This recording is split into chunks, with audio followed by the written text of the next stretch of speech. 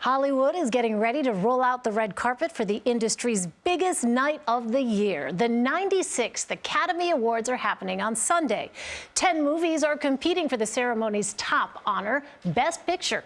These include the historical epics Oppenheimer and Killers of the Flower Moon.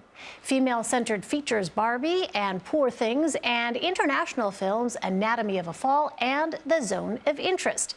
Erik Davis is here in Studio 57 to dig into all things Oscars with us. He is the managing editor of Fandango.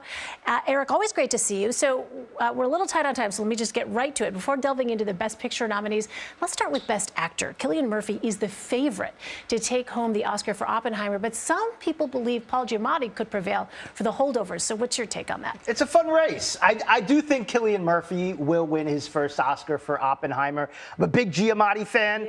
Also rooting for Giamatti. Wish both of them could win this award. But I do think Cillian is going to get it. Yeah. Okay, so the Best Actress race might be the tightest of them all because you have both Emma Stone, Lily Gladstone racking up several awards this season for their performances in Poor Things and Killers of the Flower Moon, respectively. I mean, who do you think is actually going to win? Yeah, this is actually my favorite category of the night. And yeah, I do think it's between Lily and Emma. Sandra Huller for Anatomy of a Fall could be a shocker of the evening. That's been bubbling up as of late. I am going with Lily Gladstone. This would be her first Oscar win, first Native American woman to ever win Best Actress Oscar. And for an up-and-comer like Lily Gladstone, this award would really make a difference. It would catapult her to that next level of her career. She's a great actress. I think she deserves it. I think Emma is great, too.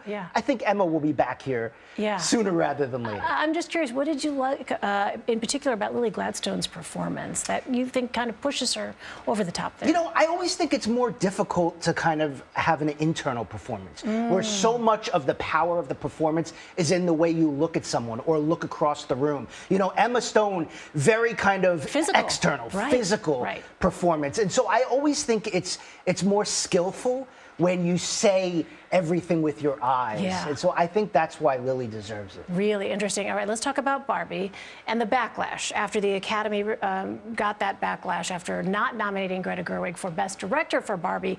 How does that work, Erik? I wonder, does that basically boost her chances of winning Best Adapted Screenplay for the film? I mean, in some ways, you know, I think it is important to note that Greta is still nominated for Best Adapted Screenplay. Margot Robbie nominated as a producer for Best Picture for Barbie. But that adapted screenplay, also really fun category. I think Barbie could get it. I think Oppenheimer could get it. I also think American Fiction, Cord Jefferson, first-time writer-director, I think he's going to win. So is there a world that exists where Oppenheimer doesn't actually win Best Picture? Of course there's a world that exists where it doesn't. What is it then? But I think it's Oppenheimer. You know, if something came in and shocked everyone, I would say it would be the Poor Things or The Holdovers. But I do think Oppenheimer is going to win. It is the most decorated, 13 nominations. I'm predicting it to win 8 of those 13. And I do think it wins Best Picture. I think Christopher Nolan wins his first Oscar for Best Director as well. All right, Erik Davis, always so good to see you in person. Thank you so much. Thanks.